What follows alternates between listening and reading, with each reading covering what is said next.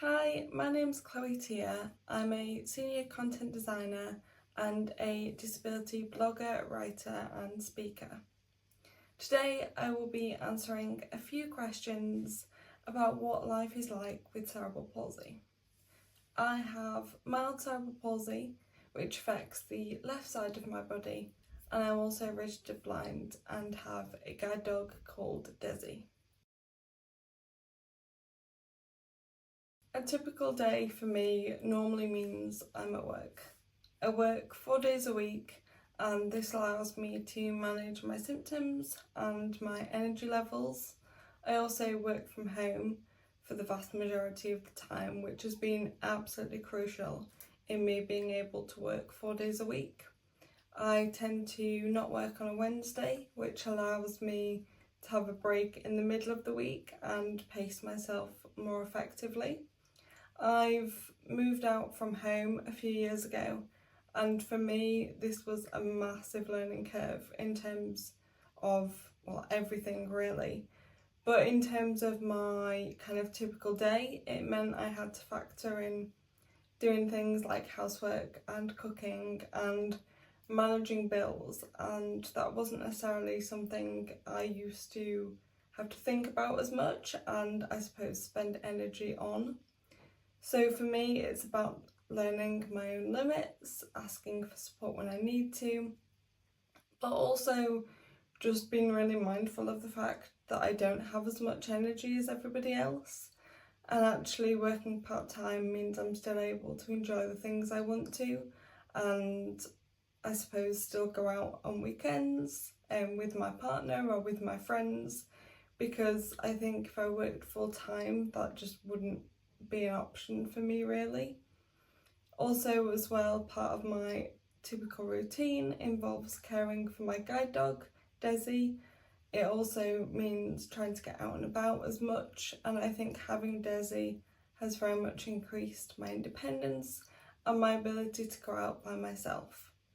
I wear AFO splints when I leave the house and tend to use a walking stick as well, and for me that very much helps with balance and coordination, but it means I can walk a lot further and feel more safe and secure than I would without my splints. And to be honest, I can see myself continually to wear these because of the positive impact it's had on my mobility. I also enjoy going to the theatre, going to yoga classes, and who doesn't also like a cosy night in from time to time?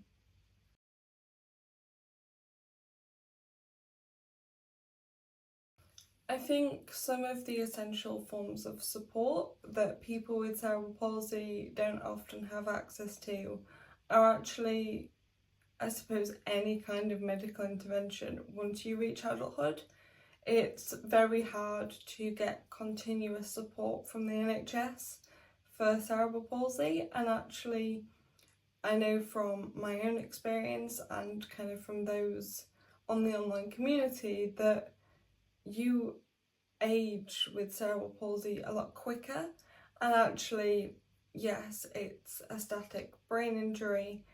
There can be progression in terms of mobility and pain and fatigue, and I feel like those symptoms are not necessarily managed by the NHS because of the lack of understanding that cerebral palsy isn't just a childhood disability, it's a lifelong condition, and I believe we should get support right the way through our lifetime, and actually the intervention needs to be different within those time frames as well.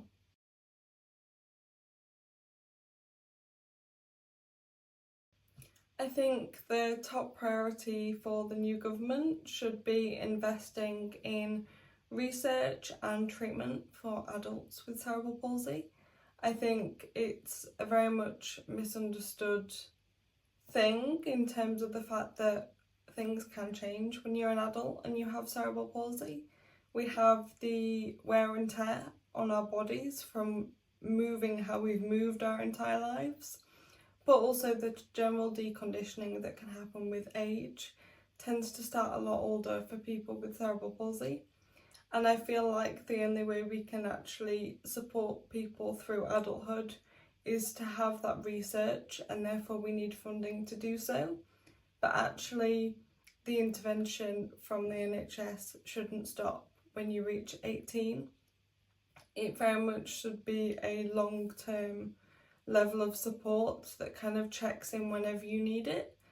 I suppose my experience from adult services has very much been you see them for 6 weeks and then you get discharged again. And I feel like that doesn't necessarily look at the holistic picture of adults with cerebral palsy. It very much focuses on when there is a problem, and by that time it's often too late. I feel like adults with cerebral palsy need intervention right from the beginning to kind of stop this deterioration or reduce the deterioration from happening in the first place.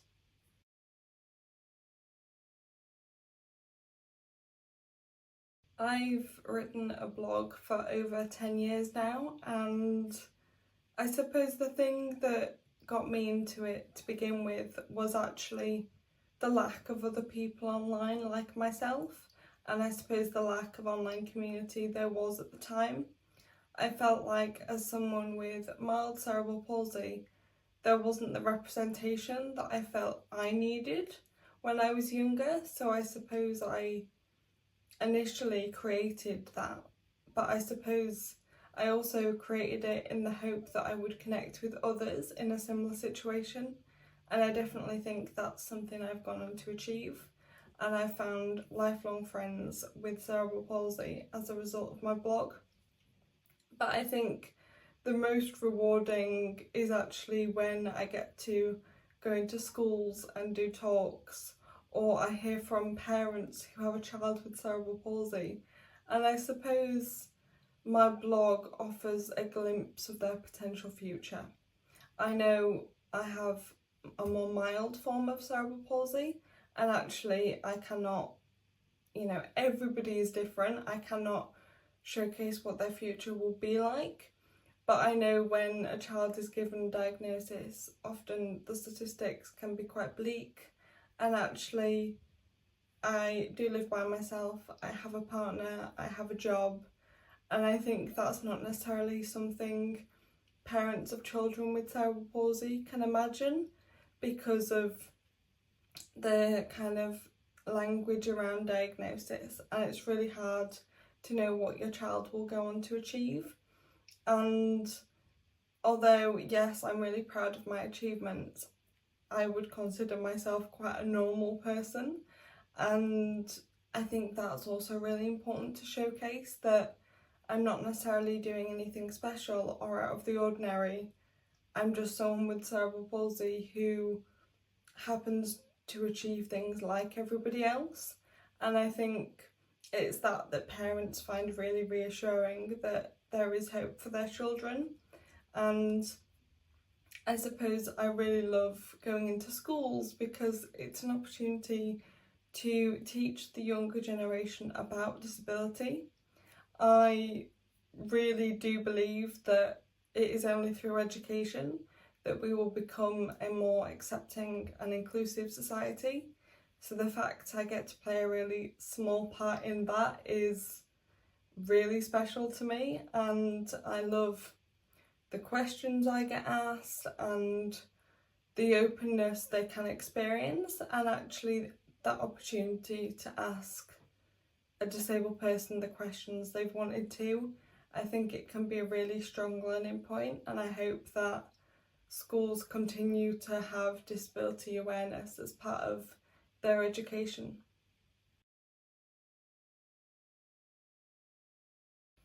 I believe people can become better allies for disabled people by listening to the stories that they have, and I suppose following disabled content creators and people online, because it's only by diversifying the media we take in that we kind of diversify the views that we have. I know many people spend a lot of time on social media, and if you're being fed the same information over and over again, then that's going to be what you believe. And I feel like to be a disabled ally, it's to support the people out there and listen to stories from disabled people. If you want to learn about disability, look at the sources from disabled people, and I suppose also acknowledging any bias that we may have, but also I suppose giving disabled people equal opportunities in life if you're in a position to be able to do that. Don't discriminate against us because of our condition or impairment, and empower us to achieve like everybody else.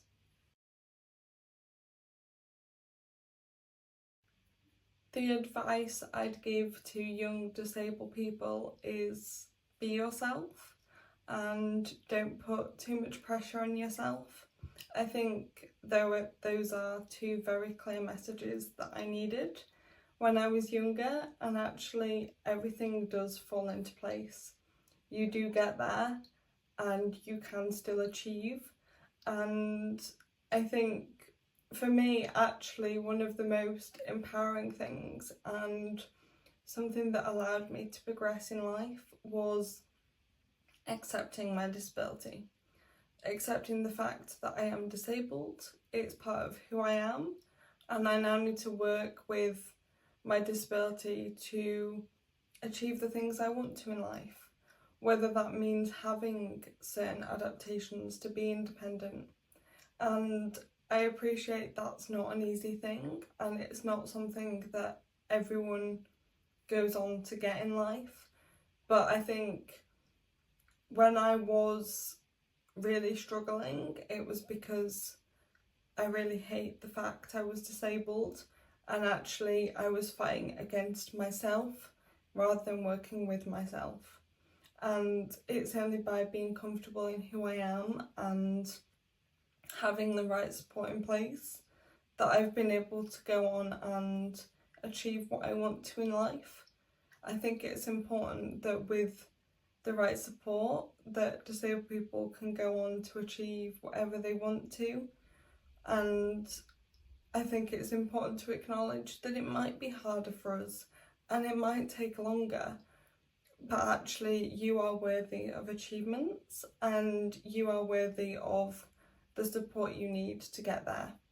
And I think as well as self-acceptance, it's about self-advocacy and being able to speak up about your needs. And again, that is not something that's easy to do, but it's something I've learned over time. And I think for me, the most positive thing has been following other disabled people online and being a part of the online community.